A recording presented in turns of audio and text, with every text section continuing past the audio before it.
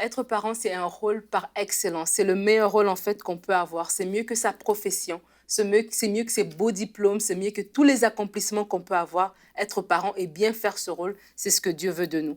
Et quand un parent ne remplit pas son rôle, justement, la famille en pâtit. Et il y a plusieurs rôles que le parent doit porter, mais aujourd'hui, je vais vous partager 4 rôles majeurs d'un parent. Le premier rôle, c'est le rôle d'investisseur. On va lire dans Juge 13, le verset 3 à 5.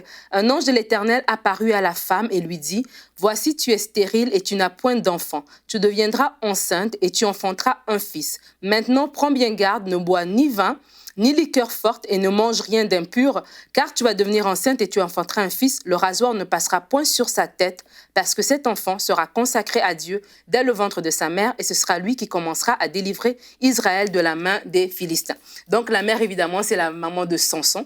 Et Samson, en fait, la mère de Samson a su les projets de Dieu pour son fils dès le sein maternel. Elle a reçu des instructions claires quant à son rôle, son apport à elle dans l'accomplissement de ses projets. Et en amont, avant la naissance de son fils, elle a fait des changements, elle a fait des sacrifices dans son hygiène de vie, dans son alimentation, pour que les plans de Dieu puissent, pour mettre ce cadre, en fait, pour l'accomplissement de ses plans. Et vous, en tant que parent, oui, il y aura des sacrifices à faire. En tant que parent, vous êtes un investisseur dans la vie de vos enfants. Et peut-être un sacrifice, ce serait moins d'argent pour vos loisirs, plus d'argent dans le compte épargne pour l'avenir de vos enfants. Et vraiment, je vous encourage à prier, à chercher la volonté de Dieu pour la vie de vos enfants. Déjà en amont, quand même les enfants sont petits, ou même les enfants ne sont pas encore là, qu'est-ce que Dieu veut? Et vous, mettre ce cadre favorable pour cela.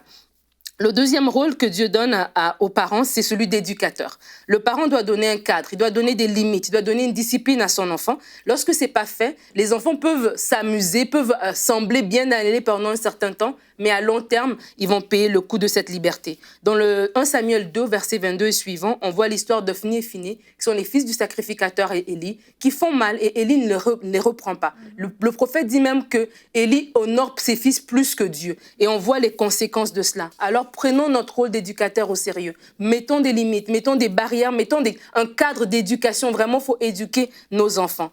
Le troisième rôle que le parent a est celui de conciliateur.